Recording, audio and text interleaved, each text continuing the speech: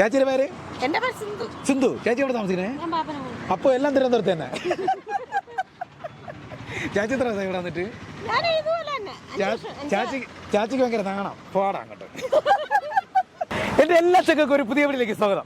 അപ്പൊ ഞാൻ ഇപ്പൊ നിൽക്കുന്നത് എന്റെ പൊന്നണ്ട തിരുവനന്തപുരത്താണ്. ഞങ്ങൾ ഈ മാസം 25-ാം തീയതിയാണ് ആറ്റുകാൽ പൊങ്കാല നടക്കുന്നത്. അപ്പൊ അതിന്റെ ഒരു മൊട്ടം തിരക്കാണ് ഞങ്ങൾ. അതാണ് എന്റെ പിന്നിൽ നോക്കി അറിയാം. ചാച്ചിമാര്, പിന്നെ പൊങ്കാല ചട്ടി, പിന്നെ അതുപോലെ തവി, ചൂട്ടു, കൊതുമ്പ് എല്ലാം വിൽക്കാൻ വേണ്ടി ഇപ്പോഴേ വന്നിരിക്കുകയാണ്. ചേച്ചി പേര് പറയും ചേച്ചി. താമസം എവിടെ?